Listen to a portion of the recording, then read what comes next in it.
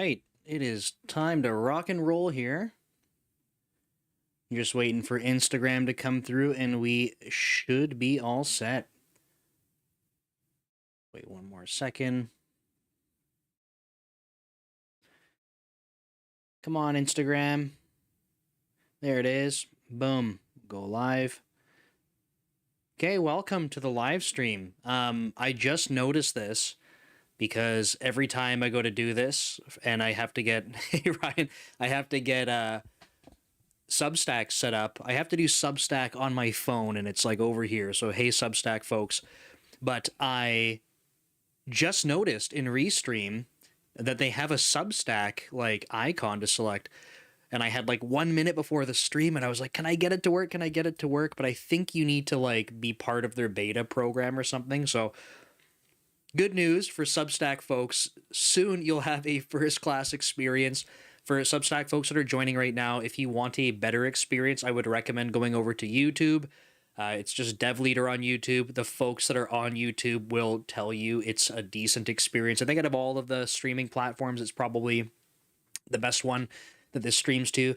Although the people on Twitter are also every single time the most amount of people come from Twitter. So hey Ryan, hey Devin, thanks for joining. Good to see folks back. My chat count is not right, so I'm just going to refresh that.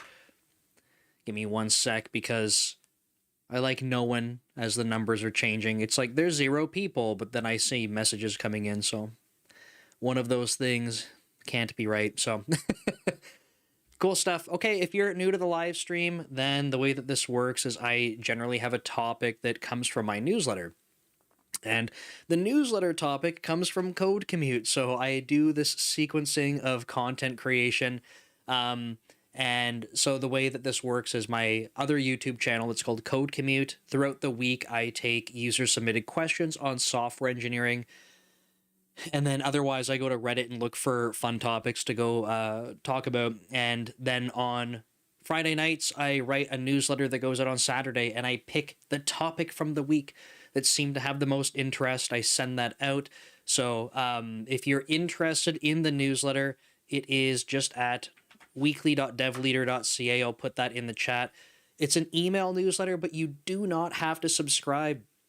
If you enjoy this live stream and you're like, I wonder what's next week's topic, just check out the newsletter on Substack by going to weekly.devleader.ca. It'll be up on Saturday, so you can check it Saturday, Sunday, and Monday, and then make up your mind if you want to join or not. So that's where to go to check it out. My newsletter's not refreshing. Give me 1 sec. Come on, Substack. There we go. So we're going to be talking about motivation for developers, and I like this topic because there's no like one right answer for this, but I think that it's good to talk about so that people can kind of get an idea for themselves, right? And this is going to change throughout your career too.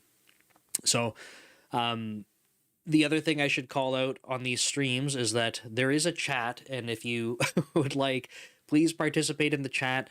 The whole idea of me doing live streams is not to just stress myself out and talk to one way to an audience. If I wanted to do that, I would just make YouTube videos and not edit them, and it would be a nightmare.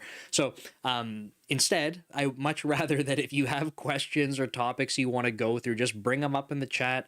I think last time or the time before, it must have been last time, Restream actually like sent me a message like after and was like, this is like a new record for chat messages that you've had, which I thought was super cool. It's been awesome to have the chat picking up more and more. So thanks for participating. Of course, there's no pressure, right? But you'd be a lot cooler if you were participating in the chat. So this topic is going to be what motivates developers. And like I said, jump in the chat as we're going through. So the reality is, like, for software engineers, right? Like, I kind of start off this article by saying it's not just like we want to be software engineers because we love going to meetings, we like repetition, we like just the same old boring stuff over and over. But like at some point in time in our careers, things might start feeling like they're on repeat, right? So if you're brand new to it and things are still new and exciting, or things are crazy, whatever, that's fine. Good stuff. But at some point you might start noticing that you're kind of getting into, I don't know if I'd call it a rut, but kind of like like a plateau almost, right? Things are kind of just a little bit more monotonous. Maybe the amount of engagement you have in your work is dropping, right?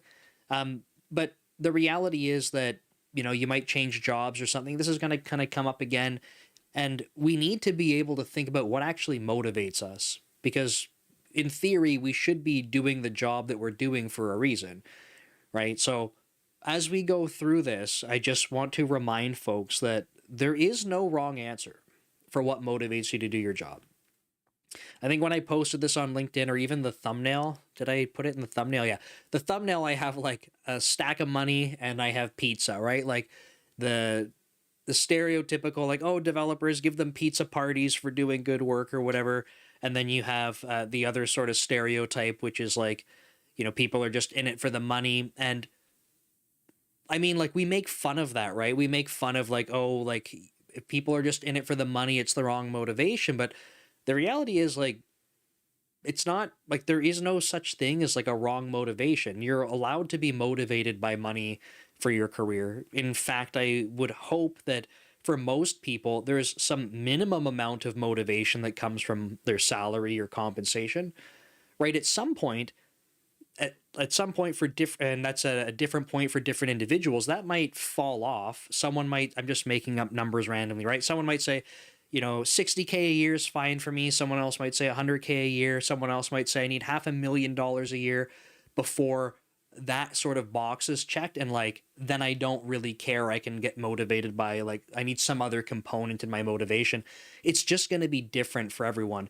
But money is not like a problem to be motivated by. So I just wanted to like talk about that at the beginning. And like, I think that I would say if it's your only motivator, that might be where you might want to kind of, I don't know if I'd say like rethink things, but maybe put a little bit more thought into like, is there more beyond money? So just to give you an example, what I mean by that, like, I am motivated by money, right? If I had an opportunity to double my salary, right, my compensation for the same amount of, same type of work or whatever, I'd probably be very interested in doing that because I am motivated by money. But the difference is that, like, I would say if folks are going, I just want money because I want a number to go up in a bank account, maybe. Like, I think if you know who Alex Hormozy is, he's a content creator, he's a successful business owner. When he makes content, and he's kind of controversial because some people are like, it's too much or whatever, but he is someone who's just like he loves the aspect of making money. That's just like what he's into. And like, I guess there's nothing wrong with that. I just would encourage people that if you're falling into a cycle of like, it's only money and that's the only thing, maybe kind of broaden your horizons a bit. So I've said this before on stream, and I never know how to show my arm. How do I show the other side of my arm? It's like impossible. Do I have to turn this way? Yeah. If it'll focus. I have a tattoo on my arm. It's an hourglass on the inside, right? Kind of hard to see. It's the most awkward thing to hold up. Oh, and I guess if you're on Substack, you can see it perfectly. But I had this tattoo put on my arm because I wanted a permanent reminder on my body that's, if you're working to make more money, it's not that it's wrong. It's just that don't let money be the only thing. Because someday we're going to die and you don't take the money with you. So I just wanted to kind of put that out there. There's nothing wrong with being motivated by money. But at least for myself, like when I reflect on this, like, why am I motivated by money? That's because I want to be able to sort of buy my freedom, if I can put it that way.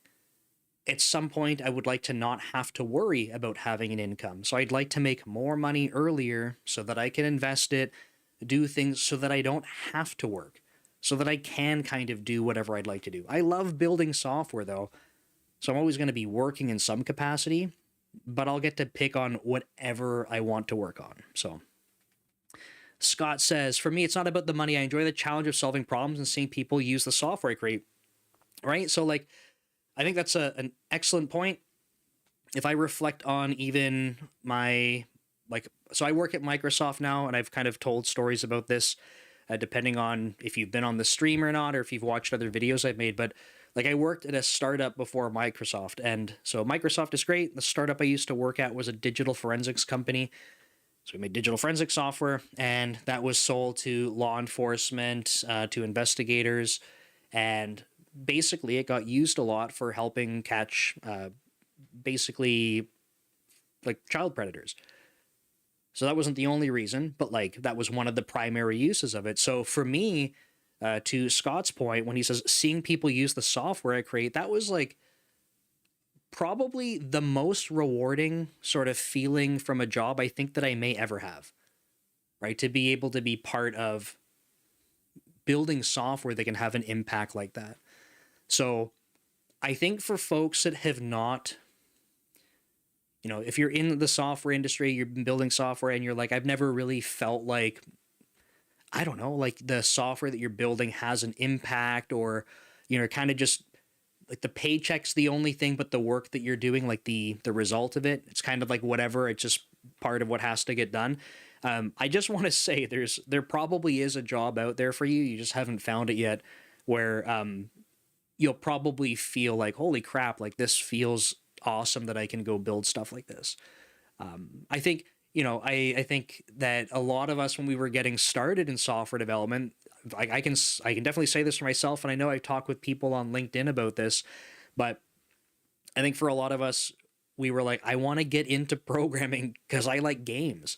Like that was the exciting thing. I want to build games. I love playing games. I want to make my own, right? But what motivates you will change over time. So I wrote down in the article, like as an actionable tip, I just said like, start kind of like checking in with yourself. I said quarterly.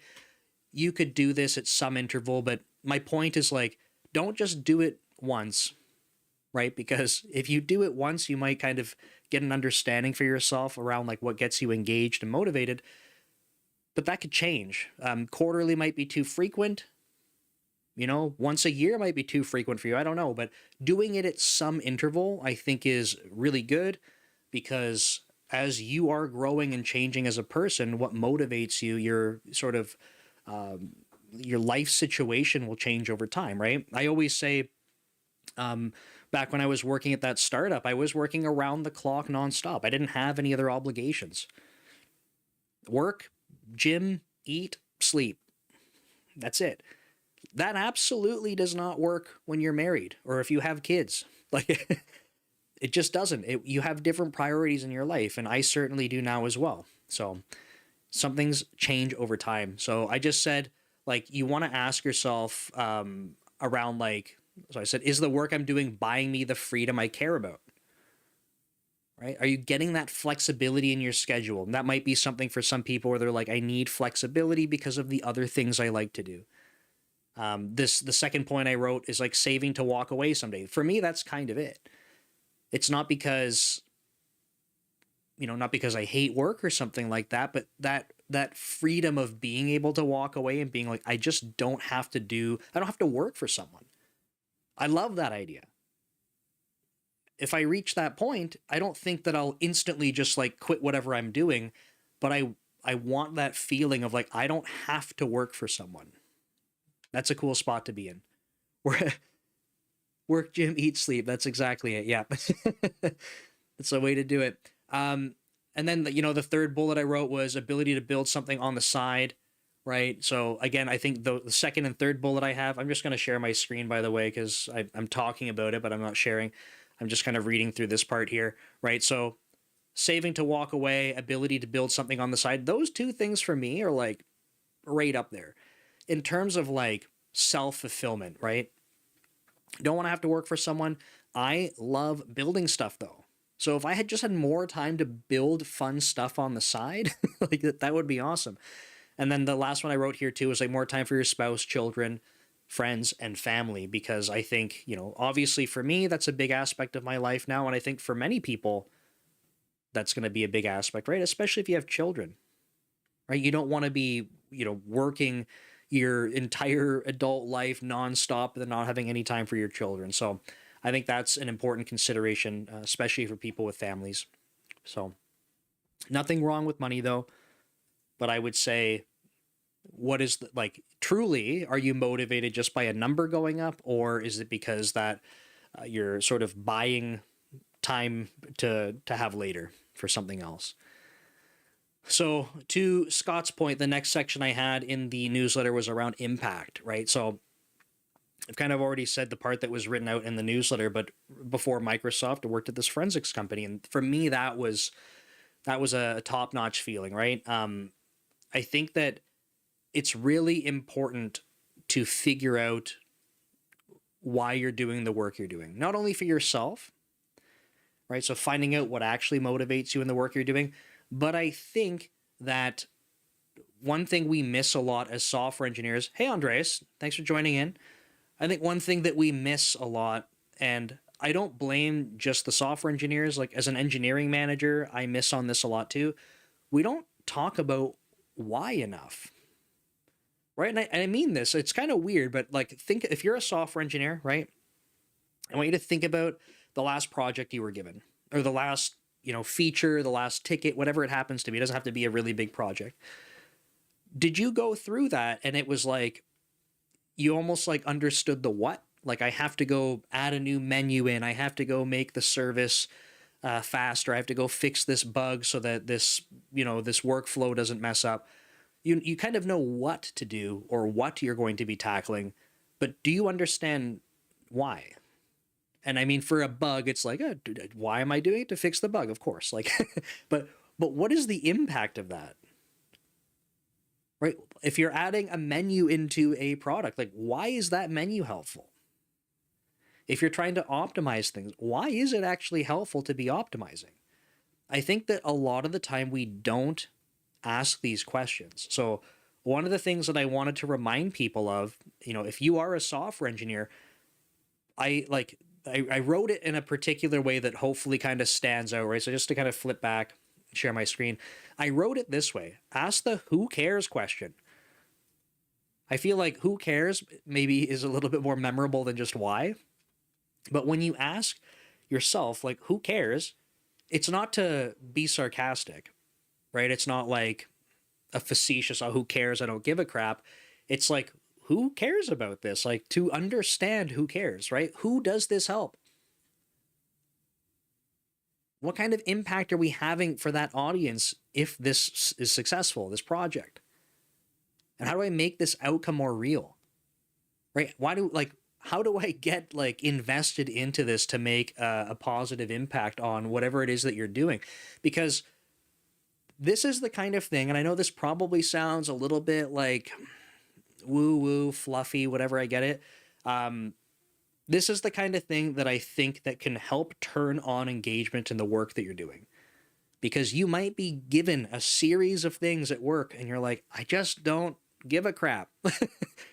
Like, okay, give me the next ticket. Sure, whatever, right? Like, thanks for the paycheck, whatever. In here 9 to 5, whatever. But what's happening is that you're not actually caring about the work that you're given. And I don't mean that because you're doing something bad or wrong. I mean, because we literally don't often question why. So Ryan said in the chat, the why is crucial, especially for the up and coming generation. They strive on the why. Andreas says, do you think it's harder to have impact and to find a sense of why in large corporations as opposed to smaller companies? I think it depends. My experience is only between two companies, so that's my bias. The way that I would answer that from my own experience is absolutely yes. Except I also have this kind of ridiculous bias where I went from the digital forensics company I said that I was at, where it's like we're helping save kids, to like Microsoft, which I was on the deployment team for Office 365. So the scale of the impact is planetary. Like, it's across the entire planet. So that's really big impact in terms of coverage. I'm on the routing plane team for Office 365 now too. We do trillions of requests per day. Like, that's also ridiculous scale. So like the scale in terms of impact is there, but the why is kind of interesting. I know why. Like, we're enabling the entire Microsoft Office suite to work. That's pretty impactful.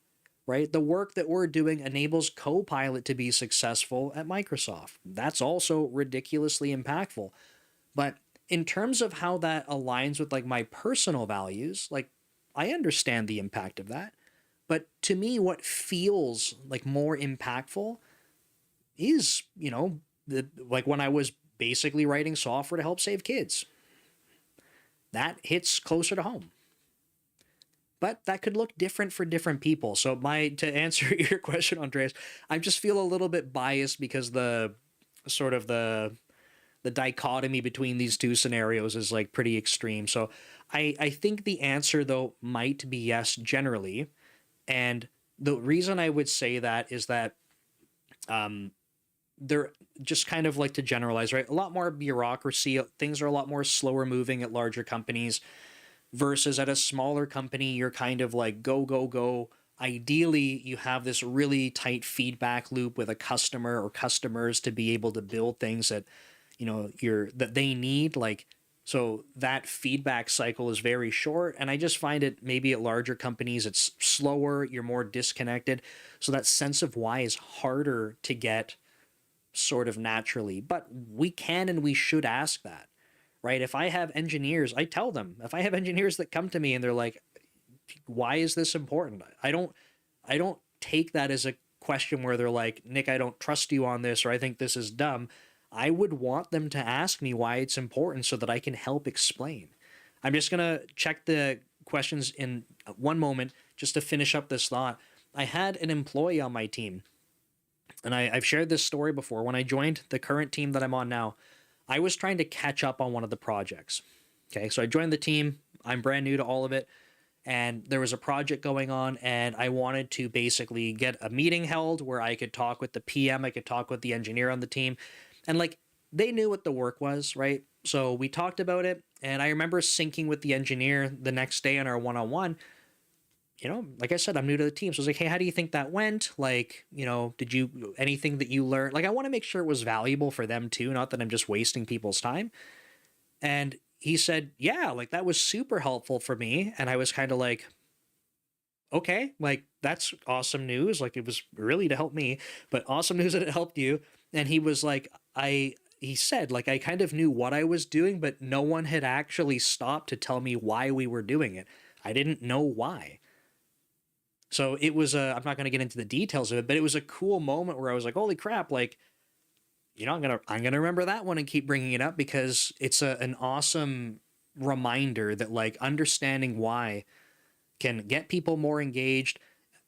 Engineers are super smart people. They can get more creative, right? If you tell them what to do versus why, if you tell them what to do, they're just kind of, you can kind of, like that's what AI is for, right? You can just have AI go do it. But when you tell people why and they can get creative in solving problems, that's where I think the real value is.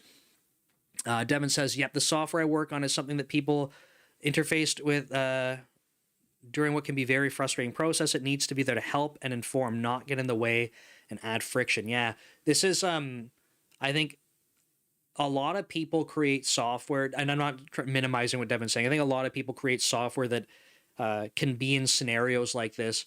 And sometimes we think about like, oh, as long as it can get the work done for them. But it's like, man, if you put yourself in their shoes, if it's in a stressful situation, whatever, if you can minimize the friction, you can make it smooth. That is such like a level above just getting it done. So definitely good to call out. Jonathan Barron, welcome back. Question, at the entry level, do you judge motivation a lot more to know if they'd mess up a team dynamic? Asking because I don't know if fit doesn't matter at higher levels much. I think I'll frame it this way. If I were running a company, and okay, so how people are motivated, I don't know if this is the right way. I think everyone's going to have their own internal motivations, right? So to be careful on how I answer this, if someone said to me, I'm motivated by money, or I'm motivated by, making sure that I have a flexible schedule, what they're motivated by, I don't think really affects my perspective on that. So it's not the what around the motivation, but I think the word I like, and again, this is kind of like woo woo, but like passion is the word that I like, right? So if I were running a company, I would really want to find people that are passionate about what we're doing. That's how I would frame that. Because I find that when people are passionate about some topic, they will be more naturally engaged, they will be more naturally curious. That doesn't mean that I expect crazy hours from them or something like that, but I like the word passion to describe that because I know that they have like built into them an interest in having something succeed. Right. So that's something that I would really chase, especially. And I know, Jonathan, your framing was kind of like entry level versus higher levels. I think it's important for me at all levels. Now, the other framing that I would add in is like earlier on in a team's creation, that is the most important thing above everything else, in my opinion. I would much rather have a team of people that have never even programmed before, that are like really passionate about something. I would rather put a team together like that than getting like, you know, like one super programmer brought in and they're like, I don't care about what we're doing, but I have all the skills. Like, I honestly would not prefer that. I would much rather have people that are super passionate because I know that those people will stick around. They want to grow and they want something to succeed. As that grows, and I'm talking about this too from the experience of when I was at that startup that I talk about, it was like 7 or 8 people when I started there, and it grew to like over 250 people by the time I left. So the people that were there in the beginning, I'm not saying that other people that came later didn't have passion for it, but I know that people there in the beginning had passion for it because I was around them. We watched it grow, we watched it scale. You know, we were in the trenches in the beginning, like typical startup times. And then at some point in the company's growth, you're going to have more people that come in that aren't like, you know, super in love with the mission, super passionate about it. And that's okay. At that point, we've already, like, we've scaled up enough that I feel like that can get a little bit diluted. Ideally, it doesn't, in my opinion. Ideally, it doesn't. But I think realistically, it's almost impossible to expect that 100% of people that work for your company are like the most passionate about that as a topic. So I hope that answers, Jonathan. I know it's not quite the motivation part, but I think that's the metric that I would really look at. I think that I don't frame the motivation as an entry level to more higher level kind of thing, honestly. But yeah, hope that makes sense. Uh, Ryan's responding to Andreas. Yes, however, it's up to the manager to make sure to explain and relate to them why from executive leaders to the why that makes sense for you. Yeah. I think absolutely, right? That's the thing. The why for execs is different for the why for directors, which is different for the why for managers, and so on and so forth. 100%, right? So this is why, no pun intended, this is why I like talking about this because you when you have bigger companies, and this is kind of, I think Ryan's kind of explaining this pretty well. When you have bigger companies, there's more layers involved. There's more opportunity for miscommunication. There's more opportunity that we can create communication. My dog Lila just came in the room. You're leaving already? I see that my door is over here. You guys can't see it because it's off camera, but I see the door open and there's no human, and then I can hear this one. You want to come on the stream? You guys can't see her, can you?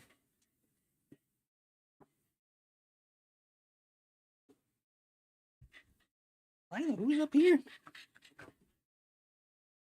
Yeah, she comes in here and then she farts. That's what she does. It stinks. Okay, Lila, you gotta go.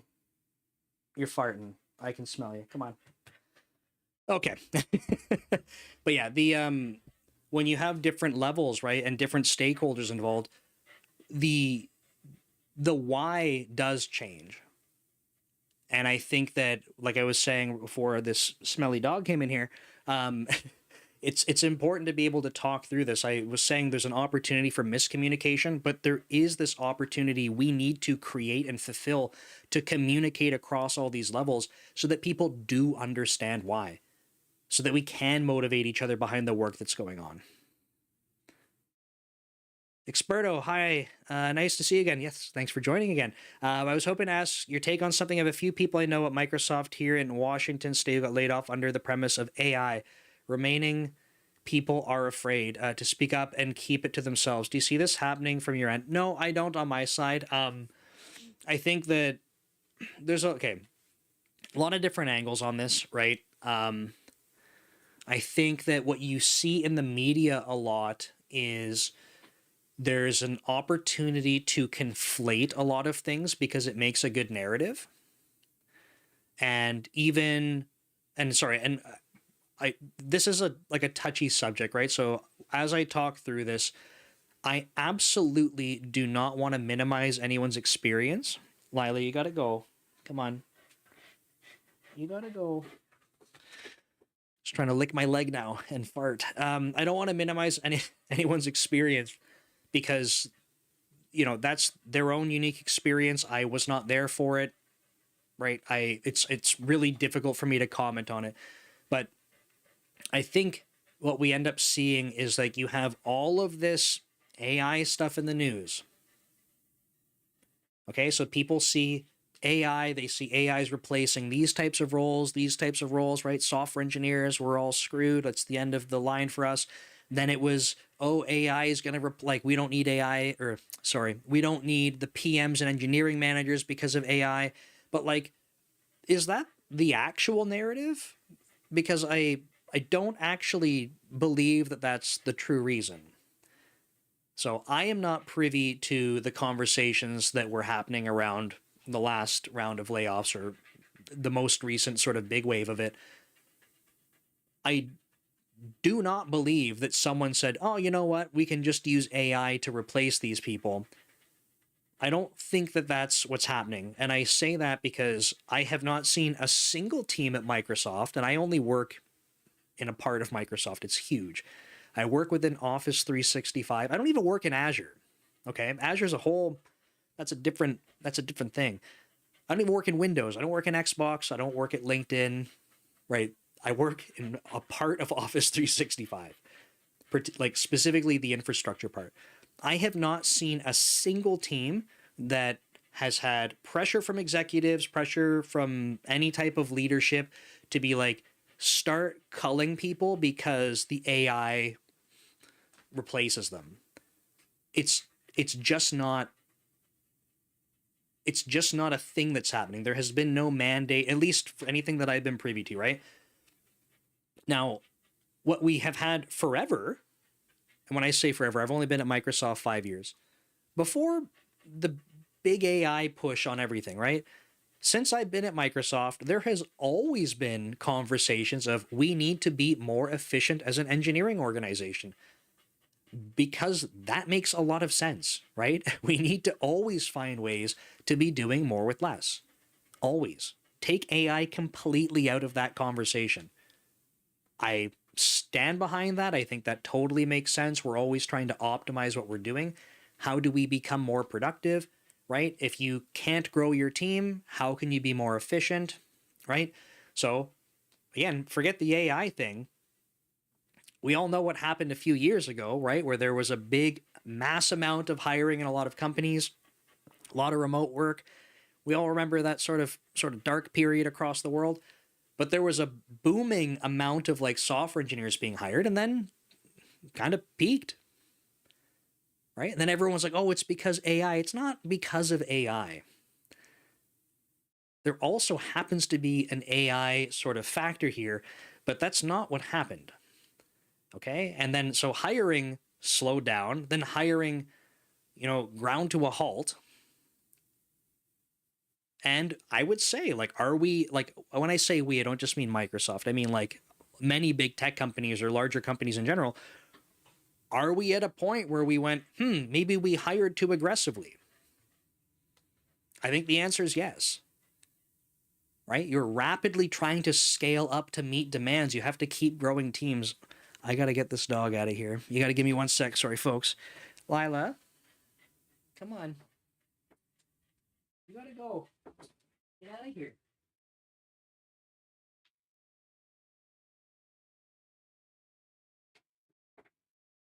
Can only take So many dog farts before I can't think straight. Oh boy. But yeah, I think in general with what we see going on is that it's not a. I don't think it's like directly tied to AI. Now, then people can make the statement, well, if Microsoft is so focused on AI, isn't anything that they're doing, if it's going to be layoffs or efficiency or anything like that, doesn't it have to directly correlate to AI then? Sure. I just personally, I don't see it as a matter of like AI replace the human, and I have not seen any of that happening from my experience. So hopefully that helps. And of course, the layoffs and stuff suck. I know I've had conversation. I didn't have it directly. I was sort of part of the communication a couple years ago where there were layoffs, and I remember there were people at Microsoft that were like, hey, like our org is hiring, like why did we not just like whoever got laid off, we just transferred them in my head, it seems like a very obvious thing, right? If you, I'm just making up numbers here randomly, if there were 100 people over here that are getting laid off because the business organization that they're in just ceases to exist, and we know that they're great people because they've been working for Microsoft, if we have 100 spots over here, why would we not just find a way to try and keep those awesome people? Like, to me, it seems like it must be so simple, but it just doesn't work that way, apparently. So I remember having like hearing from an executive that was like, hey, we have spots open. If anyone knows those people that were getting laid off, like, get their contact information. Let's try what we can to like try bringing them back in. But it's not like an internal process. I don't know why that's just not built in. Seems weird, right? Because you see it in the news. It's like, oh, there's all these layoffs, and it could be at Microsoft, could be at any company. And then people are like, but they're still hiring. Like, what the hell's going on? It's not right. Yeah, it seems weird to me. But I guess, like, I don't know the complexities of companies this scale. There's got to be some reason for it, because if it seems like it's illogical, it's because we don't know all of the details of what's going on. There is a logical reason for it. You might not like it, you might not understand it. I certainly don't like it or understand it, but I can trust that there is a reason. It's very unfortunate though, and I do wish that there was a more streamlined mechanism for, if there's a business organization that is just going to cease to exist, then we can have a way to bring people over. So hopefully that helps. Sorry I don't have a better answer. Bit skeptical when it comes to these statements, but I do understand how people might feel regarding being laid off. Yeah. Yeah, and I mean, this is the like kind of the very last part of your comment. Like, as someone, like, I'm the person on the video saying the words out loud, right? What I don't want to do is I don't want to tell people like you're wrong for thinking that, right? I feel like that's the wrong thing for me to say. So when asked why it's easy to pin it on AI, like, I think it is easy to pin it on it. I just don't necessarily think that it's a direct relationship. Like the example I gave was, get rid of, one human because you can bring in AI to do it. I don't think that's the case, at least for what was going on. But I don't know. Maybe someone was making, these decisions in a room and they said, hey, we can get rid of these people because we can just get 6,000 co-pilots. Like, I just don't think that's what happened, but that's my take on it. So, Data Dog Cameo. Yeah, I love Lila. She's 10 years old now. She just turned 10. I've told stories about Lila before. Lila is the dog that I got when I was reaching peak burnout in the startup that I was at. And when I say peak burnout, it wasn't like when I've made videos and stuff on this before.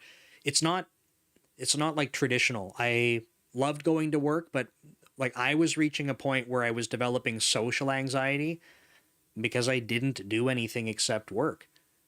So I ended up deciding, I'm like, I need to have a responsibility outside of work. I'm like, I'm going to get a dog. So I've always, once I had Lila, I've made posts and videos and stuff on this. I will always say Lila has saved my life, because if it weren't for that dog, I probably just would have kept working to a point where the amount of social anxiety that I had would have been pretty crippling, right? I used to be like, in high school and university and stuff, love to go out, hang out with friends. I'd go party on weekends and stuff. I used to, when I was in or I guess high school and into high school, like into university, I used to like DJ in my hometown. So it's a small town, and I'd have all the people from the town, or the kids, right? Like the high school kids would come in and hold these arena dances for them. I thought I was a pretty outgoing person. I'm introverted, but I thought that I could like be social, right? And I just remember the years after university just constantly working, I was like, I don't like people. I don't know what to say around them. I don't even like, it's hard for me to be around my own friends. Not because I don't like them, it's because I'm anxious. I have nothing to talk about. Right? I just work. So Lila was the solution to that, and she's been amazing, but as she gets older, she gets quirkier. So she's just odd. She probably didn't do it when she walked in here, but she walks backwards a lot, which is really funny. The farts get more aggressive, so sometimes she'll be sleeping and then she'll fart and wake herself up. And if she doesn't have a carpeted floor, it's a vicious cycle because she'll start to slip when she's running from her fart scare, and then she farts more and then scares herself more, and then it's amazing to watch. But anyway, she's getting weirder as she gets older, but she's a lot of fun.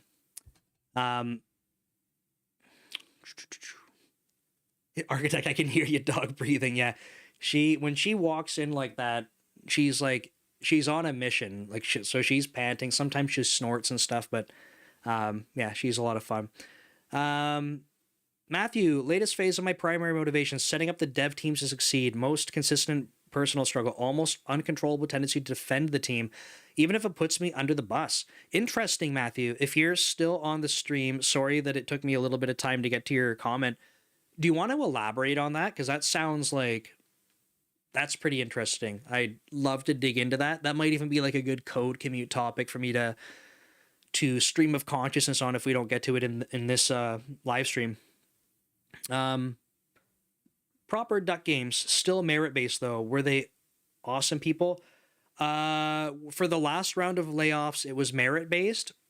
If it was, then I mean, I don't think that it's even more reason that it's not AI related. I know that, like, so without tying it to the last round of layoffs, because again, I don't know. I wasn't laying off people. I'm a middle manager. I didn't have to go through any of this. I didn't get laid off. Managers are part of the layoffs and stuff too. I know that people have asked this, and I've done videos on it for Code Commute. People were saying, "Oh, I heard like Microsoft is going hardcore with pips and stuff now, and like basically they're going to be cutthroat." And like, tell me what you've heard about that. And I was like, I've not heard anything about that. And the only thing that I've heard that's remotely close to that is like, that's a gross exaggeration of it. So what has been communicated was that like people that are consistently underperforming for over a year, they're like, managers, you need to do something about that. There's a very obvious signal. We do these checkpoints with people, and it's a really big deal if someone is not performing well. You have to have a conversation with them. You have to basically make it very apparent, right? So it's not a surprise to people when they enter that phase. But that's not, like, that hasn't changed. And that doesn't mean that you're getting fired either. Like, it doesn't at all. In fact, I've worked with people that have gone into that and come back out of that totally fine. So that's always been the same.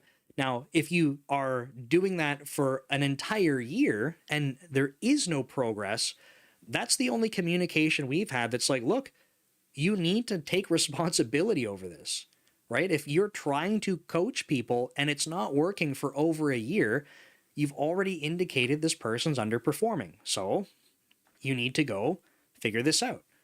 Otherwise, you need to be making sure that as soon as someone enters that period of low performance, you are absolutely doing what you can to get them out of that. So that's all that's been communicated to me, and that 100% makes sense. If you're an engineering manager and you have people on your team that have been communicated with that are consistently underperforming for over a year, it probably makes sense that they're not a good fit on the team. Or you've been doing a crap job coaching and mentoring. So, like, I don't know. That's what I've kind of been hearing, and to me, it makes a lot of sense. But it was not like put the X bottom percent on pips, like stack rank people, pip them out, like manage them out, nothing like that. So anyway, just to clarify. Cool. Let's jump back to this article. The one thing I wrote, I'm just going to switch back so you can see it. I talked about underdog energy. This was something that I realized for myself, like, really gets me motivated. I don't know, maybe it's weird. Maybe other people feel this way. Would be curious because I have talked about this before, but I don't think I've talked about it on a stream to see like live and get feedback from people. If this is something that aligns with you, I'm going to explain it a little bit though. So I like using the digital forensics company I was at as an example, not only as the company itself, but even one of the teams I managed. So that digital forensics company was a small company when I started there. There were two major players in computer digital forensics. They already had monopolies over the entire industry. And here we are, we're like, the founder of the company is like, I made a tool. I was giving it away for free. I started selling it as a police officer. Maybe I should make a business out of this. And so that's our starting point. And these companies already have a monopoly. They are the two players that if you are doing digital forensics for computers, you have their software. That's just how it is. And so for me, working at that company and being like, we're absolutely the underdogs and everything is against us. We have the biggest mountain to climb. That was actually like really motivating because it was like, okay, we're going to show you, right? Like it's this feeling of like, you can't tell us what to do. You can't tell us we can't do it. Like, we're going to show you that we can. And having other people around me that also felt that way was just like an absolute multiplier to like why that felt so good. If I was the only person that felt like that, I think that would take a lot of energy.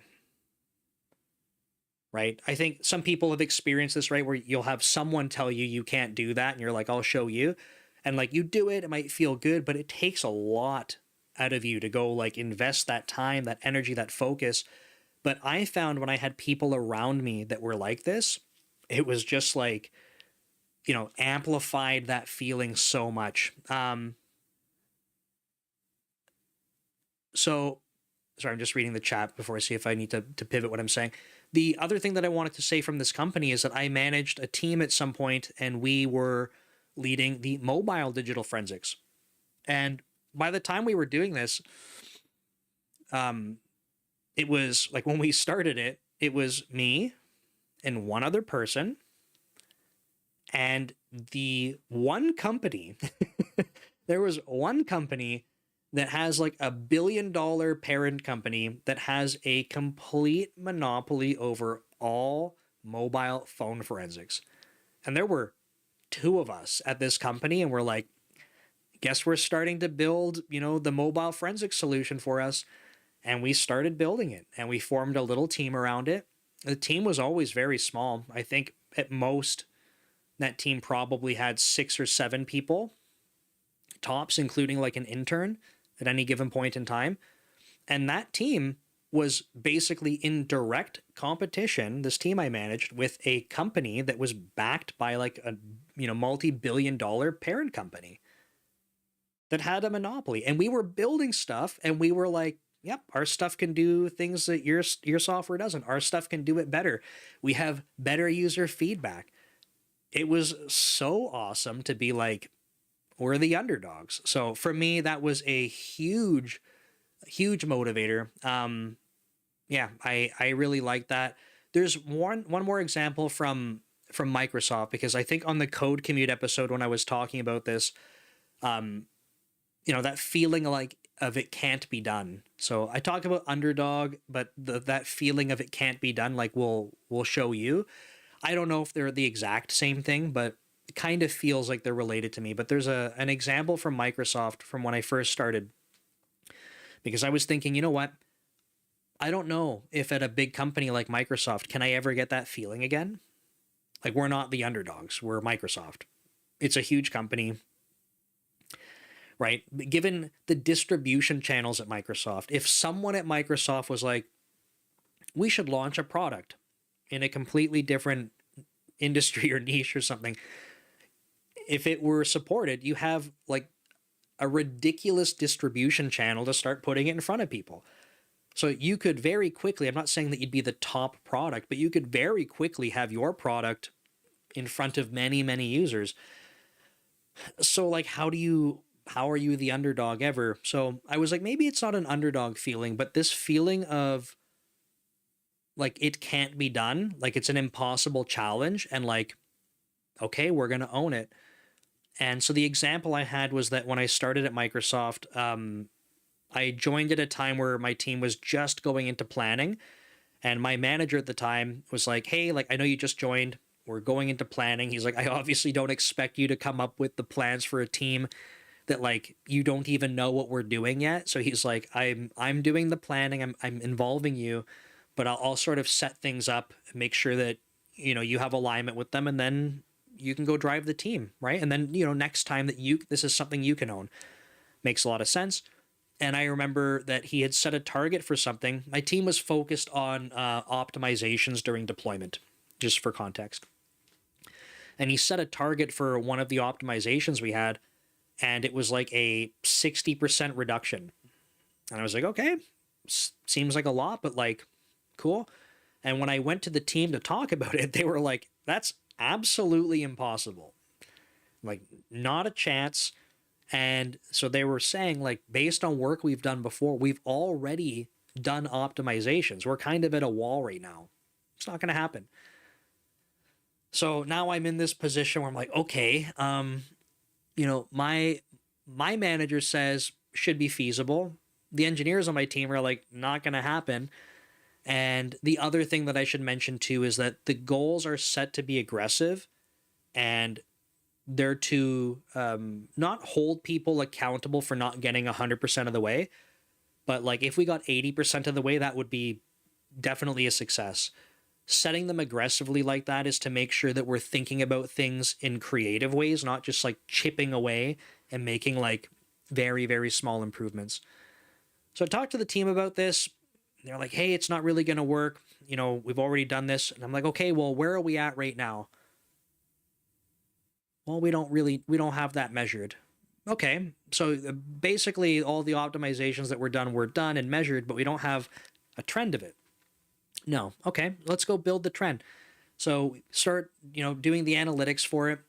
We start realizing that we can break down the analytics to be more granular. And then we started to realize we can chip away at this. And it turned into this, like, again, this momentum around, we heard it was impossible, but now we have evidence that we're progressing against it. We are tackling this problem down. So for me, it was just another example of like, the impossible is going to be conquered. And that is a really big motivator for me. It doesn't come up in all the work I do though. Right. But when it comes up, like, if I could pick and I guess I'll get to this in a moment, so I'm not going to spoil it, but it's a factor. And I think that I want to make sure that throughout my career, I can find a balance that includes that. Matthew says, the team is doing great. We didn't have the support we needed for a while. And that was back related to almost uncontrollable tendency to defend the team, and if it puts me under the bus. Okay. Saratu, hey, thinking of building something huge for my next startup. Do you know what N8N? What? I keep seeing this. Why do I not even know what this is? It's some AI automation, but what does it stand for? What's it stand for? Sorry, I'm searching it, but it doesn't even tell me on their site. It stands for something, right? When you do the N and then the 8 and then the N, it's because there's characters in between they've replaced. There's 8 characters in between or something. Maybe not. Maybe it's just called N8N. There's a huge delay between the chat, like here, and then the chat on YouTube. So I'm just going to sit here looking like an idiot until someone tells me. What does... Oh. The Google search, there's a what does N8N mean? N8N is node-based, meaning each step or action in a workflow is a node. These nodes can be anything from sending email. Okay, yeah, it's Zapier, right? And I think that's it seems like Zapier to me. I don't know. I've never heard of Framer though, and I have heard of N8N. I just don't know what it is. Low code, no code platform. I will never touch another one of these again in my life, just for the record. I'm not saying that you should not or cannot. I just will never do it again. And I'll tell you why. Because I built the original version of Brand Ghost, which is what I'm building on the side. I built in a no/low code platform. And I can build stuff. I just decided I'm going to do it this way because then trying to fight my inner software engineering urge, like don't go build it yourself, just like connect the dots, it'll be better. And I did this until I realized I had all of these things going and I was hitting an absolute bottleneck. I'm like, I can't do anything that I want to do because I'm on this stupid platform. So then I started extending it. So I had a server that I was calling, like you could use like custom integration. So I'm calling my web server to go do the other work. And I started replacing it like over time, like just building out the functions until I could drop this thing altogether. That thing was Zapier. I was spending $1,200 a year on Zapier. Zapier is trash. I have never had, I'm just going to say it, I have never had such terrible support from a company in my entire life. Ridiculous. So no, I personally won't be using any other no/low code platforms. I'm not saying that you can't, but I basically hit a limit, started building stuff myself, and I should have done it from the beginning, to be honest. But that's me. Devin says, I had the underdog thing when I worked at the startup. We were going up against established players who had gotten too comfortable. That's exactly it. The established players get too comfortable. The unfortunate thing is that when you stay at these companies for too long and they grow, you also get too comfortable. That is the biggest risk, is being too comfortable. So all it's going to take is for a scrappy small company that moves fast, right? Don't get too comfortable. Young Bird, sounds like my team I just started with 7 devs total, and we were rewriting an entire API. 2 devs are building our mobile app. Yeah. Who here believes that Jesus is Lord? Seems like maybe not the right chat for that, but it also looks like a spammy username. Anyway, yeah, Cerrito, I don't know. I think if you're building something cool, sounds fun. I'm just not using those platforms at all. So, I wrote in my newsletter, autonomy is not a perk. So some of these things were my reflections when I was thinking about engagement and motivation. Autonomy is huge for me. It took me a while to realize this. I don't think anyone really likes being micromanaged, but I found that when I am being micromanaged, I am absolutely zero interest in what I'm doing at all. I could not have my engagement drop any faster than having someone micromanage me. Hey, the Great Wah, thanks for coming back. I think this is week 3 in a row. Good to see you. I appreciate you being here. So, yeah, autonomy for me is a huge one. I think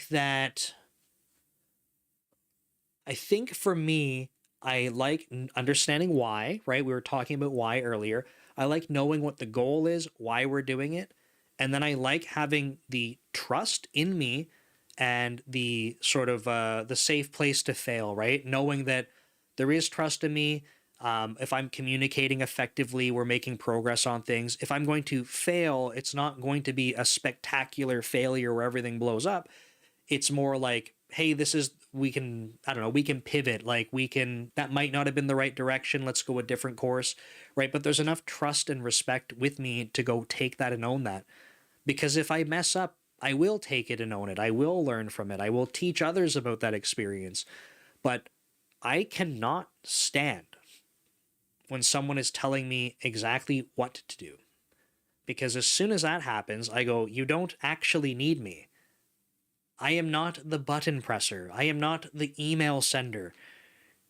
Right? I'm not just here to like pass your message to the next person. I cannot stand it. And I think that was a good learning for me, that motivation is going to be, it needs to involve autonomy. So when I think about roles for my career, I think the reality is like, I need to be in roles where I have that level of autonomy. So for example, I'm just going to say this, right? Like if I'm at Microsoft and if my manager, let's say I switch teams or something and my manager is like, nope, here it's clear cut. Like, here's the stuff you got to do. Here's how you're doing it. I would leave. I would need to, because I would be so disengaged with my work that it would be awful. So I think that was something that I realized. I was reflecting on this stuff because on Code Commute, when I was driving, I was going through the things that I was like, these are things I've experienced that I really liked.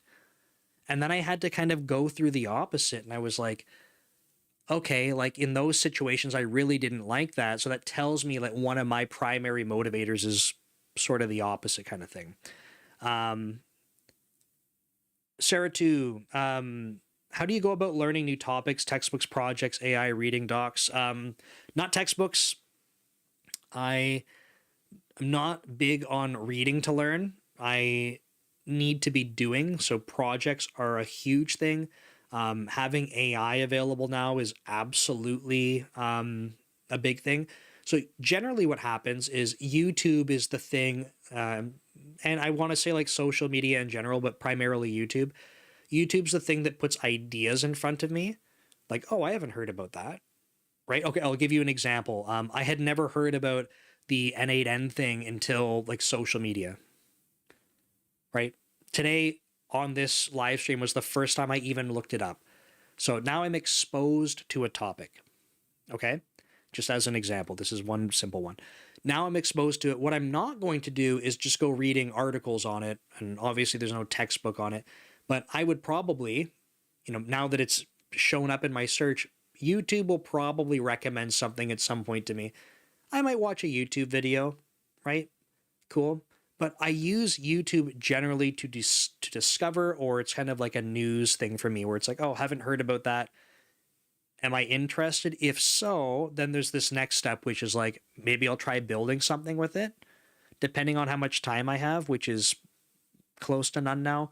The other thing might be like asking AI about it, right? And now that we can get AI to go searching on the internet more effectively, we're not just like constrained to some point in time before it was trained.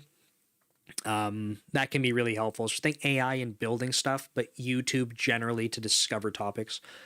The Great Wall, autonomy and mastery are important to me. Yeah, so what's interesting is, for me, mastery is not a huge one. Kind of weird. I think at some point in my career, I was like, yeah, mastery for sure. At this point, not really. I think that I used to be super motivated by the idea that like I want to be the best at what I'm about a thing I'm doing. But I think the more time that I spent in management, the more that I realized that like I think I need to have broader scope of impact, and that's like motivating for me. So it's not that I don't want to be good at things, but I don't feel like there's things I need to master. I've kind of accepted in my brain that like it may be difficult for me to find mastery in things because of how I've been operating. So but that's interesting, right? I think a lot of people can get behind the idea of mastery being a motivator, for sure.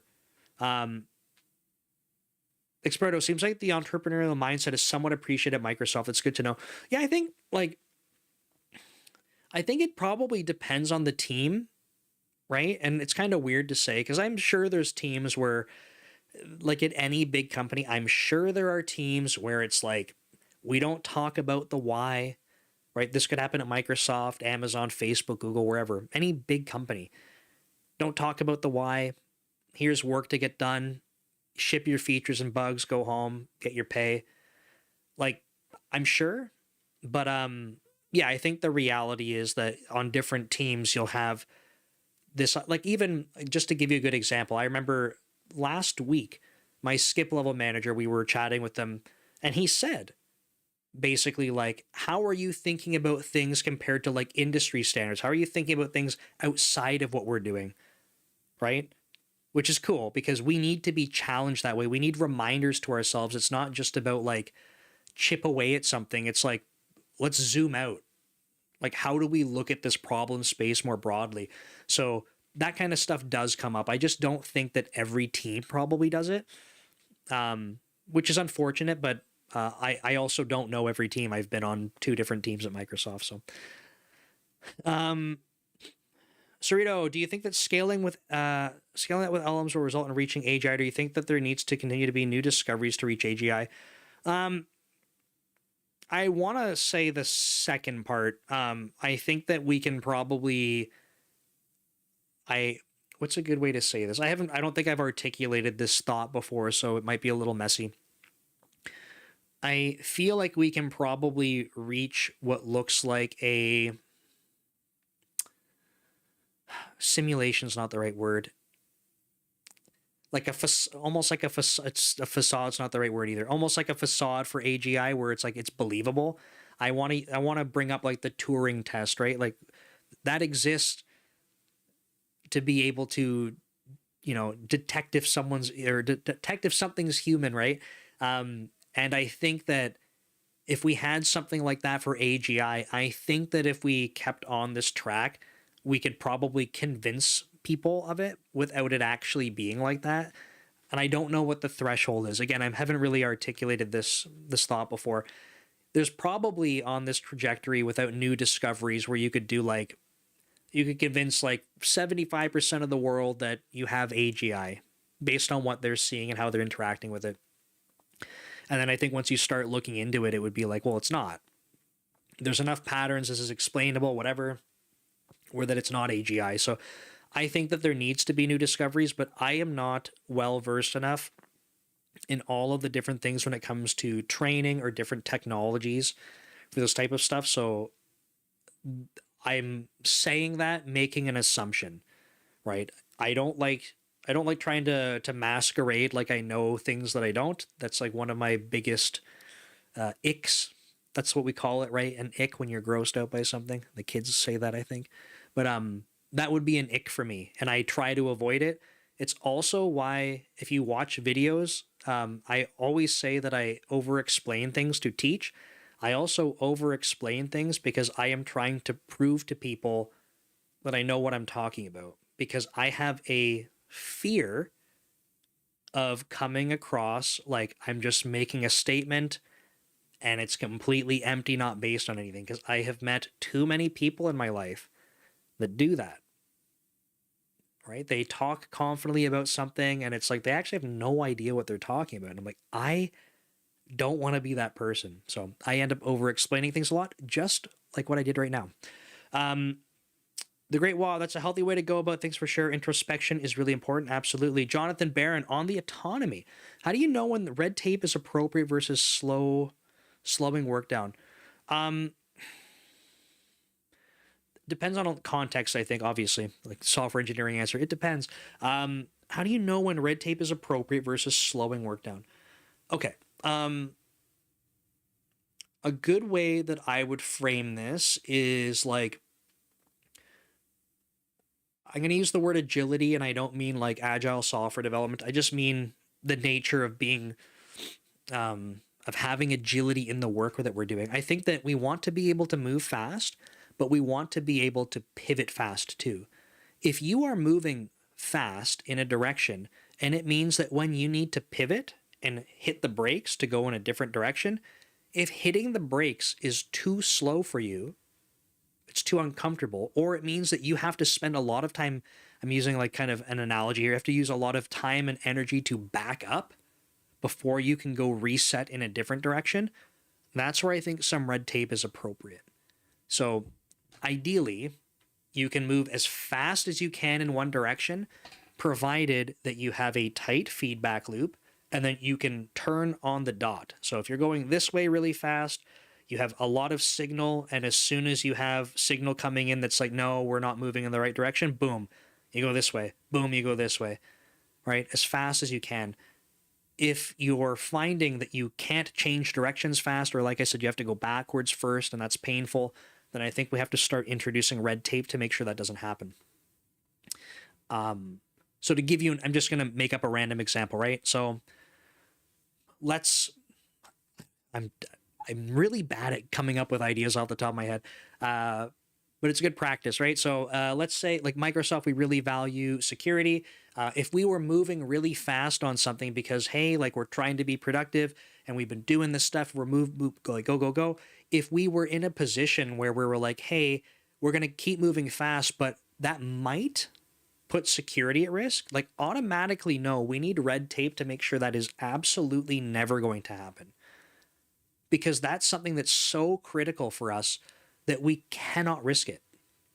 As soon as there's an issue with security, we lose trust. And if we don't have trust with customers, we're toast. So there needs to be red tape around security stuff. And sometimes it's super frustrating because we're like, really? Security for this? And it's like, yeah, like there is security around this. Like deal with it. And I'm saying that even to myself because sometimes I'm whining about it. But like it's there for a reason. We need red tape on things like that. But my general perspective on that, yeah, Ryan said it exactly. Moving fast does not equal a Formula One race. Moving fast equals pivoting quickly without skidding. Right? You want to be able to move fast, but you need to be able to turn fast. I'll give you another sort of real example that is like technology based. I worked on the deployment team. Okay, so we were responsible for rolling out all of the services for Office 365, hundreds of them. And we roll out, like we try to make the technology so that it can roll out as fast as possible, but we don't use it to roll out as fast as possible. We purposefully slow it down. Why? Because we need to introduce red tape so that we have enough time for signal to come in. We can understand things. We can pivot. We can mitigate risk. So slowing ourselves down means that we can move fast. We can change directions fast because we're not going too fast in one direction. Technology supports it, right? Because if there's a situation where we do need to do it, we have it. But in general, we don't. The other thing is if you need to go backwards, right? You want to make sure that if you go forwards, you want to, ideally, you can go backwards at the same speed or even faster. If you go backwards slower, this is that feeling of like, well, it's kind of extra risky now. Because if you're going in one direction, and you're like, oops, we got to go back. Like that's going to cost you even more time. It's painful. So hopefully that helps. I think it's a great question though. Roadmap planning is helpful too. Yeah. What's your take on roadmap planning? How far out? I have thoughts on this, but I think my opinion on roadmap planning is the conversation around what's going into the roadmap is the most valuable part. The actual plan almost never seems to come to fruition, but I would love to hear more on this. Ryan says, also moving fast for you isn't the same speed for others. It's okay to move slower than others if it means fast for you. Absolutely.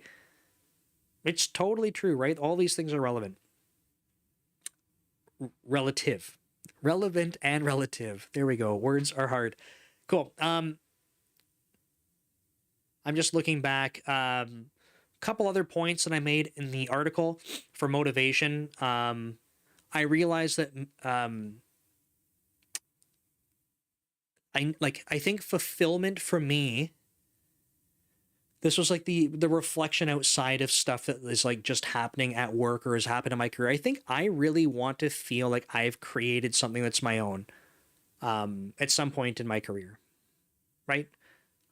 It's not today, it's not tomorrow, hasn't happened yesterday, right? I want to be able to, I want to have my own software company. I want to be able to build something and say it's my own. And right now, like Brand Ghost could be that someday, but it's it's not in a spot where I'm like, oh man, like one more customer and I'm leaving Microsoft. No, it's nothing like that. It's just like that could be the vehicle for it someday, but I really want to own my own thing. And I I don't like, it's kind of like I was trying to think about this on Code Commute when I was talking about it. I don't fully know why, but like I feel that in me. Like I want to do it for me. I want something. And when I think about like that startup I was working at, those guys became extremely wealthy. I love them to death. The founder and the CEO, absolutely love them. I invited them both to my wedding, right?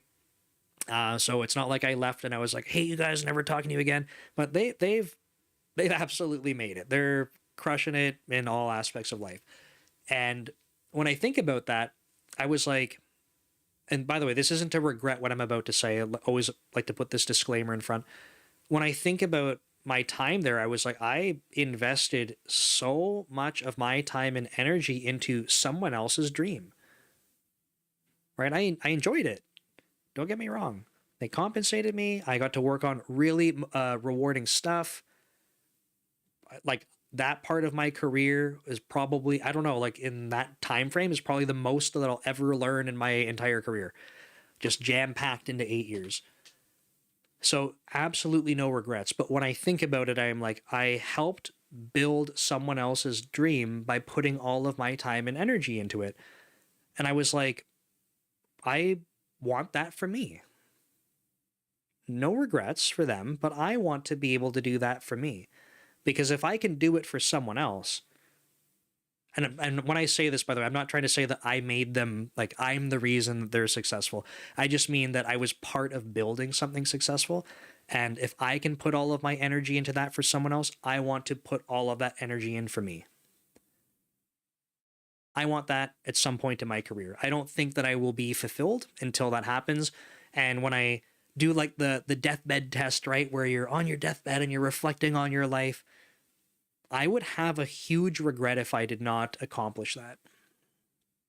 I don't know why, but that's something that I really want for myself. So I think that's a good indicator that at some point in my career, I need to find when that opportunity is and pursue it, because I'll be missing that fulfillment. Um, Jonathan, thanks, dropping times. I would agree with that. Just having a plan, thinking through potential issues is valuable. The pivoting when necessary. Oh, yeah, sorry.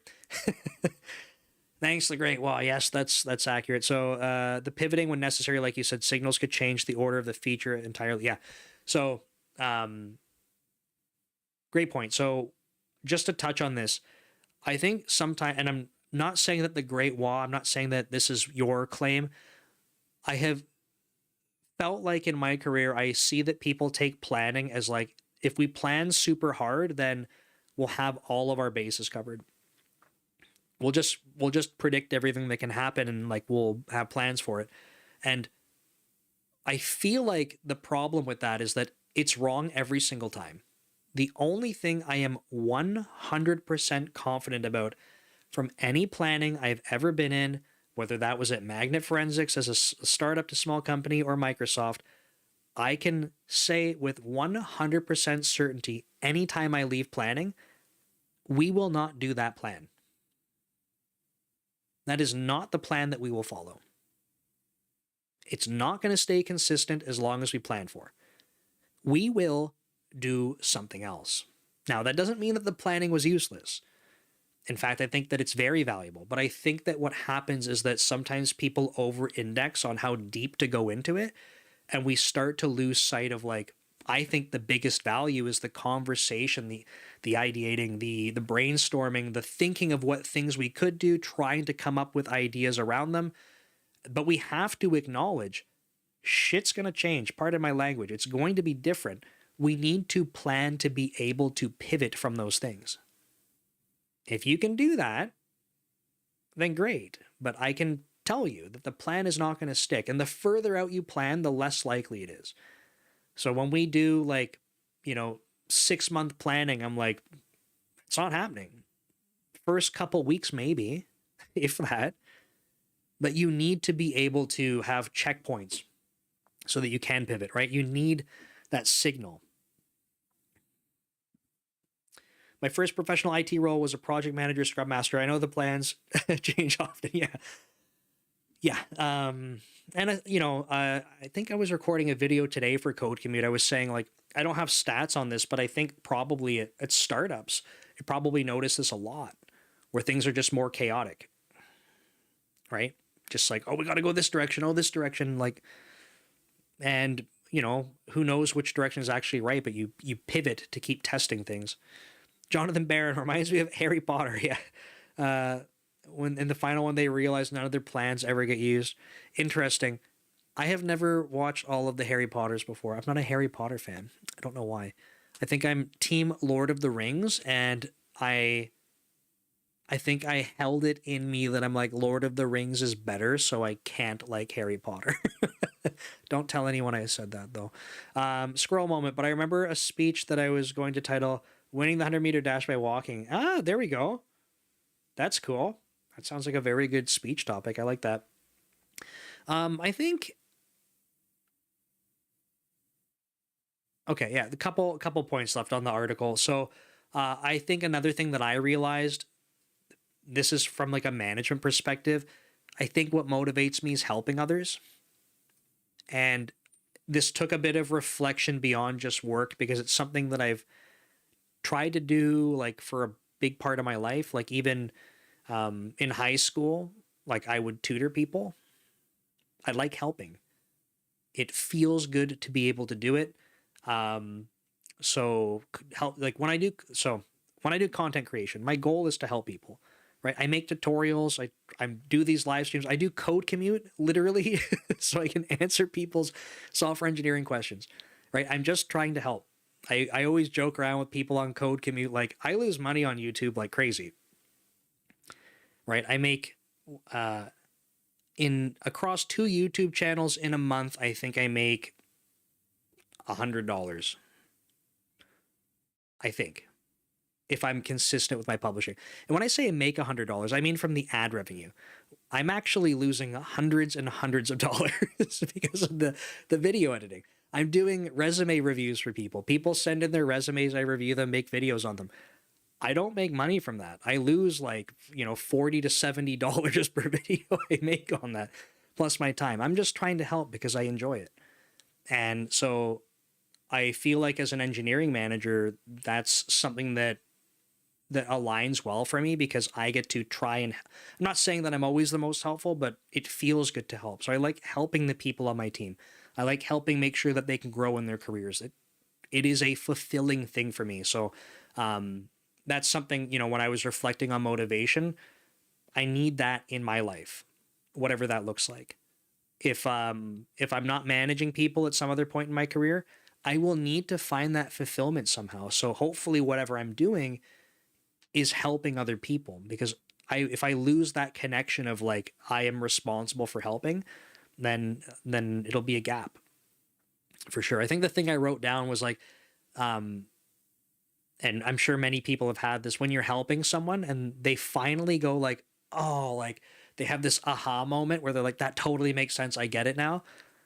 I love that. That is like, for me, it's such a good feeling to be part of that experience for them. So anyway, that's my reflection on that. The Great Wall, rereading the Fellowship of the Ring right now, and very nice. Been grinding Leak code recently to learn data structures and algorithms more. Do you have any advice on that? I'm really trying to prepare technical interviews. Yeah. Devin says, "Code, give me answers a question I didn't even know I had." I'm glad. Thanks, Devin. I appreciate you being here. Yeah, the Great Wall. I think my advice on this. So I'm just going to start by saying I absolutely cannot stand lead code. I think it is the dumbest thing that we have in the software engineering industry. And I don't mean that the concept is dumb, because I mean, if you like solving lead code problems, like hell yeah, go do lead code problems.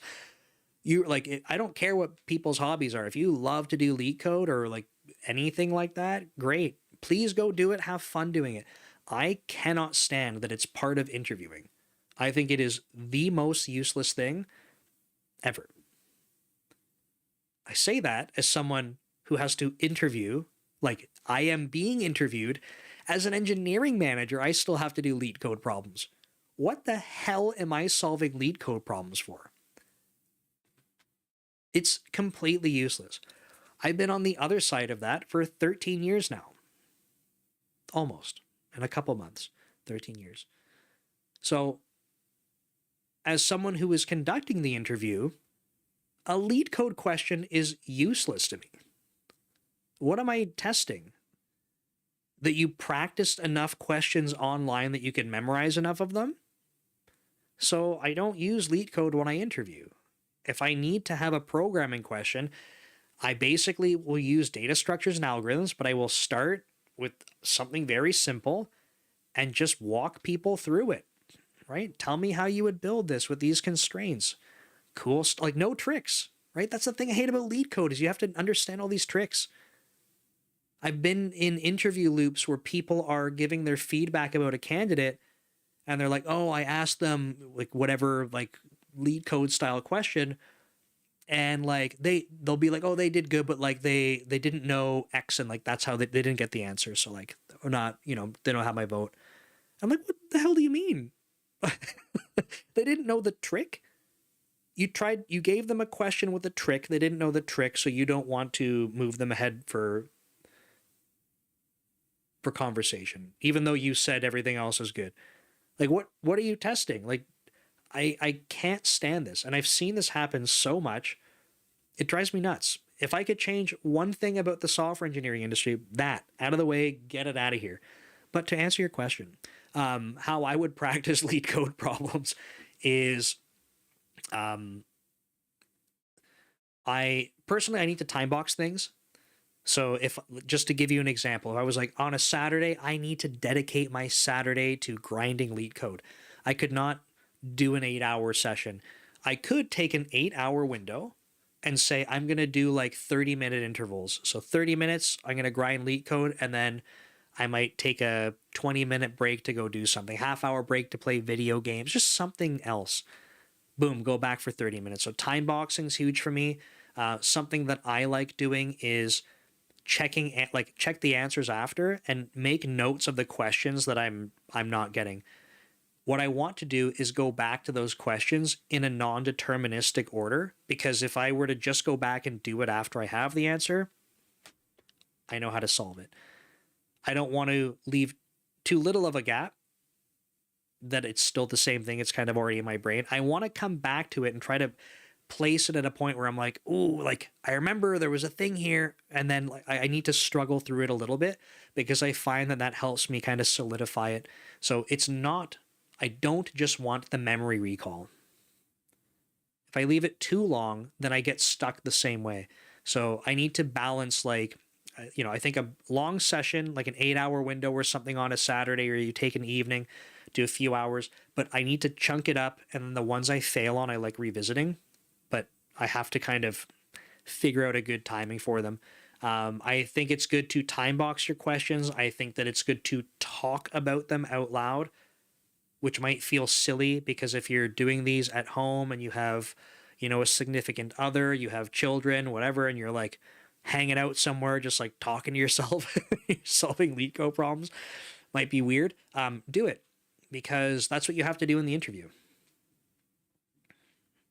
Practice it. Make it as close to the interview scenario as you possibly can. So that would be my recommendation. Devin says, hot take, lead code is a low effort way to whittle down the applicant pool.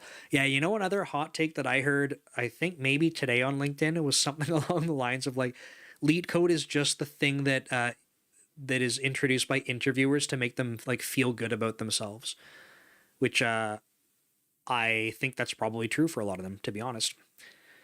Great Wall says, not even just lead code, but learning data structures and algorithms. I have degrees in this space, but I did IT, not CS as a concentration. I enjoy software engineering and want to do that more. I think if you like, if it's not just lead code, if you just want to learn like data structures and algorithms, for me, the best way to learn is by applying it. So if you had something like that, like what I would just recommend is whatever data structure algorithm you want to go learn more about, I would literally just go to ChatGPT and say like, I want to learn about the A star algorithm. Like, give me, 3 quick project examples that I could go build where I need to implement A star. Because I would need to do it.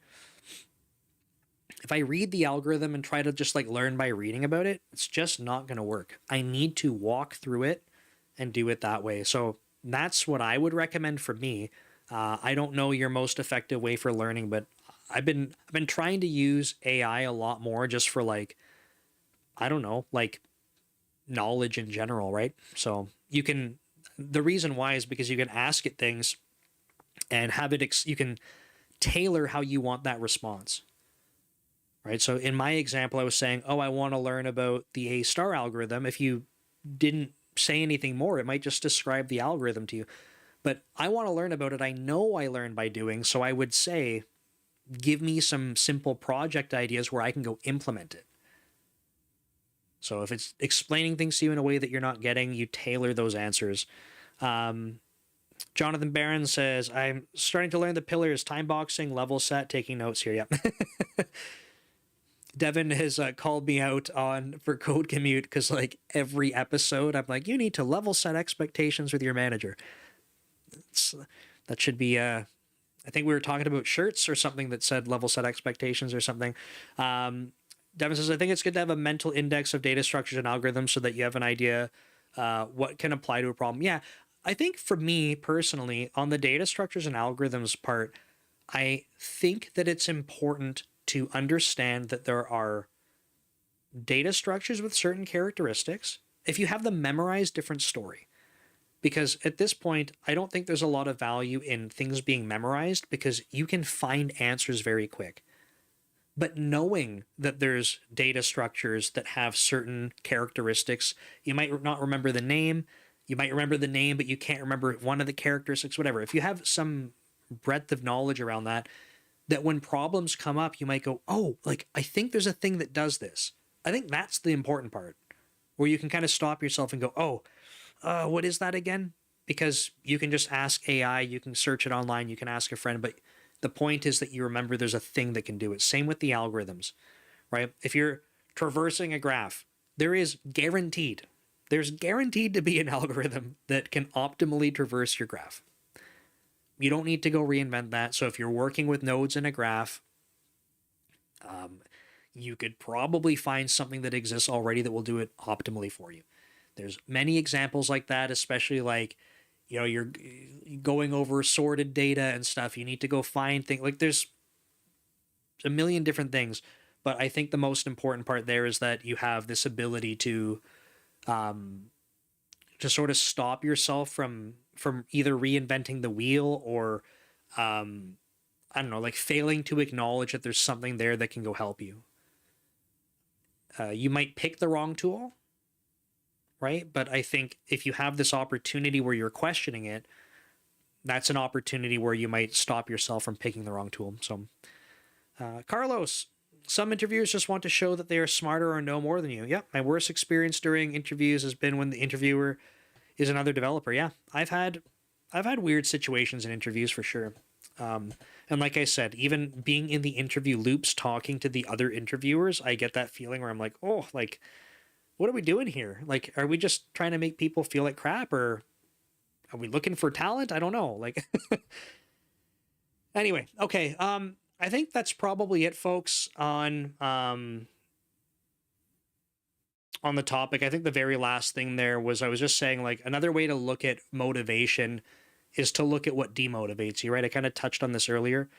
If you have a hard time trying to pinpoint the stuff where you're like, I don't really know, like, if I could make a list of all the things I want in a job or in a role, you're like, it's hard. Like, try the opposite. Like, what really demotivates you, gets you disengaged. And then the opposite of that might be something where you're like, hell yeah, like, that's the thing I want. So something to think through. on that note. But this is, of course, the part where I jump over and I share stuff and I awkwardly try to tell you about all the other stuff I got going on. So this is Dev Leader Weekly. This is where my newsletter is. This is the live stream to Substack, which is a total inception. But this is the article that I was just talking through, so I will apparently not share the link. Let me copy it from here. There's my big dumb face. There you go. So a reminder for folks, because there's a lot more people on the stream now than when it started. If you enjoy these live streams, they are every Monday at 7 p.m. Pacific, unless I'm on vacation or too sick or something, I don't know. And the idea behind the live streams is that they're always an AMA format. Come with your questions, right? Happy to answer. The topics come from my Code Commute channel. I do vlog entries daily on Code Commute, especially when I'm actually commuting to work, not just CrossFit. And those are user-submitted questions. I talk about them there. Then I write my newsletter article on the most popular one for the week. And then the live stream is on that same topic, like 98% of the time. So check out weekly.devleader.ca. You do not need to subscribe to it. You can just view it like a blog post. It's totally fine. Now, on that note, I mentioned Code Commute. So Code Commute is my vlog channel, right? So you can see that I generally am in the car. Sometimes I'm on vacation doing Code Commute, but mostly I am in the car driving. So this is my YouTube channel that I was talking about. There you go. That's in the chat now too. I wanted to call out too that Code Commute got a website. It's not done, but I'm mentioning it because I vibe coded the entire site and deployment of it. So this is all just made using GitHub Copilot and me prompting. And I did it this way because I originally wanted to live stream it. Folks might have watched the live stream where I tried to do it, and it was just not okay. It was terrible. So this time I basically used ChatGPT to give me the instructions to get the basis of it deployed. And once I had it deployed, I used GitHub Copilot for every single other feature, and I will probably only use GitHub Copilot to build the rest of the site. So I'm mentioning it because I made YouTube videos for it. Those will go up on my main channel, Dev Leader, which I will jump over to right now. Most folks probably know Dev Leader because that's my main YouTube. And thank you, The Great Wall. This is the car that I use for Code Commute. This is my favorite car, though. It's actually used to be purple. Then it was white. Now it's black. But it hasn't driven in like a year. I should get it back on the road, though. This is Dev Leader. So this channel has mostly C# and .NET development videos. There are podcast interviews. You can see this one right here. So I get on other software engineers. I have a few more queued up. I think I have like 4 or 5 more queued up. I took a bit of a break because it was a little overwhelming with other stuff. So I talk to other engineers and I try to get them to share their career journeys, because I think that's a really valuable thing when you see other people that took a completely different way to get to where they are. Otherwise, I have resume reviews. I mentioned this earlier in the stream. These resume reviews do pretty terrible on my channel for for views.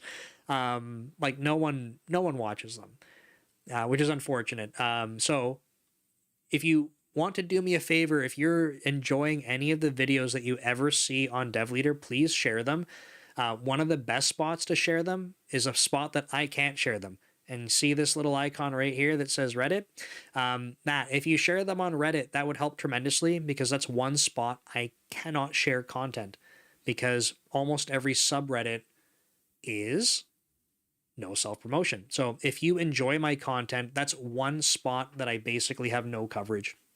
But the resume reviews, it's free, right? If you're interested in having your resume, just saw the Great Wall ask, if you're interested, you have to watch a resume review video. I tell you how in every single resume review video, so that is your homework.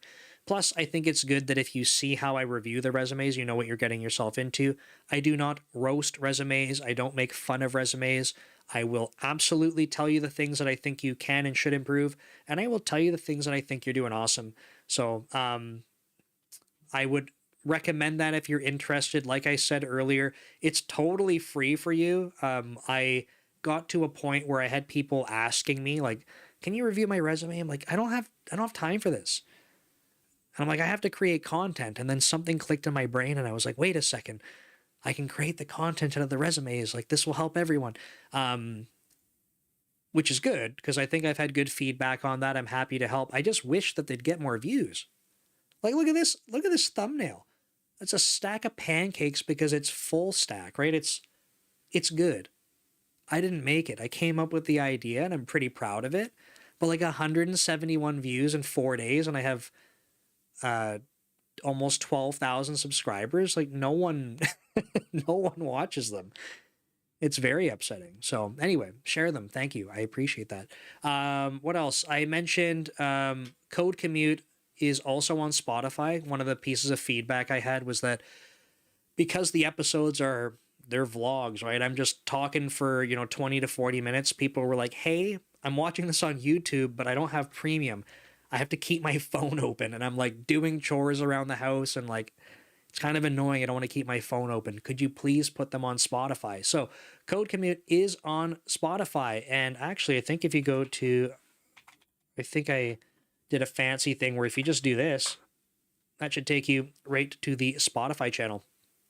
So that's that. Close that off. And then I'll do courses before Brand Ghost. Oh, it's not me. There, these are my courses. I'm not going to go advertise everyone else's courses. I do have courses on Dome Train if you are interested in learning C#, or if there's these other courses I have that interest you. We have career management. I paired up with Ryan Murphy for these ones. So career management, behavioral interviews, getting promoted as a software engineer, and soft skills for software engineers. Is my chat, did that message go through? My chat might have stopped working on my side, but I think the stream shows that the message went through. I'm just going to give it the old refresh. There we go. Okay. Yeah. So these two, really proud of these ones. I'm proud of them all, but proud of these two because having the opportunity to have the like the intro C# courses on Dome Train is pretty huge. If you guys aren't .NET developers, just to kind of share why this is so important to me, is the owner of Dome Train. His name is Nick Chapsis, and he is the biggest YouTuber for C# and .NET content. So to be able to have basically the primer courses on his course channel, super cool for me. And I can check. I should check how many people have actually gotten them because we were giving it away at the beginning of the year for a couple months, and there was tons and tons of people that got it for free. So that makes me happy, right? Like obviously it would be nice to get paid for all those, but it was nice to be able to give them away and have a lot of people take advantage of that. So that's super awesome. And the final thing, and I realize that this is not core for the entire audience that's watching this stream, but the context is this is Brand Ghost. This is the social media and content posting platform that I am building on the side. I use this for all of my content creation. So the idea is that you're able to create content, put it into Brand Ghost, and then it will go post for you. So if you're just using the free version, you can cross post and schedule totally for free. There's, Buffer has been around for 100 years now. Like when I first tried doing content creation in 2013 and gave up, Buffer existed then, I'm pretty sure. There was also Hootsuite. It's like Buffer and Hootsuite were like the big ones. I'm pretty sure Buffer was around then. Anyway, they have a free version and, you can hook up 3 accounts. We're like, you hook up all your accounts. It's totally free. There is no reason to use Buffer's free version because we give it all away and more for free. Now, the more advanced paid for features, those are what I use in my content creation. So the way that it works is that I create all my content, put it into Brand Ghost, and then it's on a recurring schedule. So, and then the Great Wall, yes, thank you. So this is what I showed off on stream last time, and just to kind of show you quickly, because I think once you realize like how much content goes out, it's like, it's pretty nuts. So give me one sec. I'm just pulling it up over here. So this is my content calendar that's loading.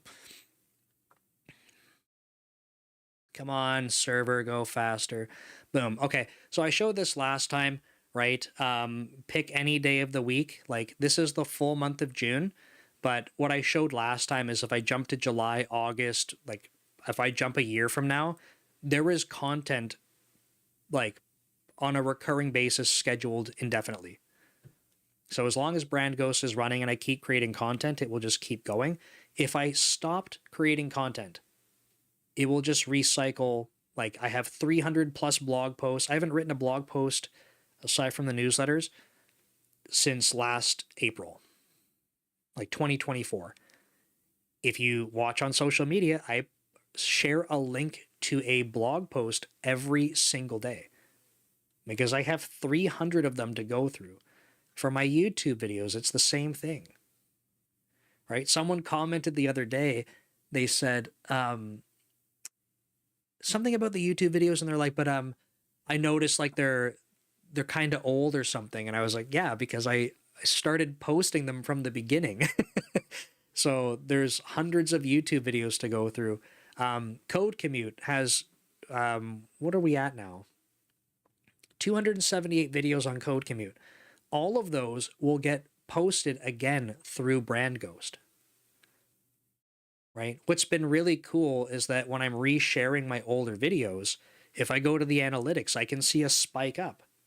Might not be a lot, but some of the older videos from 2 years ago, when I had, a couple hundred subscribers, they didn't get a lot of views in the beginning anyway. So it's been really helpful to share content, but the whole point is that I don't have to schedule content ever again. I get to focus on creating it because that's the part I care about. So what I always remind people is that you don't have to be a content creator necessarily, right? If you are and you want to talk through this, send me a message if you're interested to see how Brand Ghost can help. But I remind people too, there's a lot of people watching that might have a business, right? How are you advertising your business? If you're trying to post stuff on social media, it's a pain in the butt. You would rather be working on your business than posting stuff to social media. And if you're like, yeah, I don't post stuff to social media, you're like, you probably know that you should be advertising your business on social media, but it takes time. So Brand Ghost is something that you can use for that. We had a real estate agent that was using Brand Ghost. So he made really good videos, right? Really good, like, what's a good way to say, like TikTok videos or Instagram, like reels and stuff where he's doing walkthroughs, informational videos and stuff.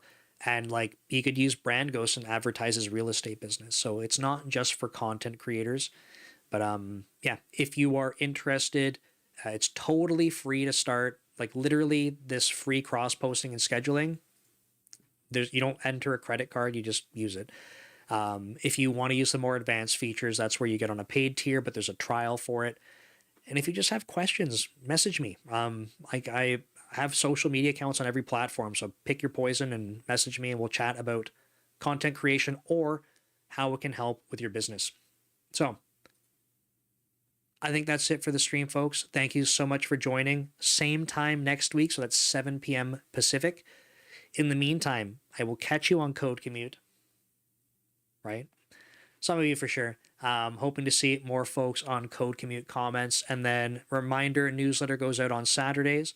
And then you can see the topic for the next stream. So take care. We'll wrap it up here. And thanks everyone for the questions and comments in the chat. Take care.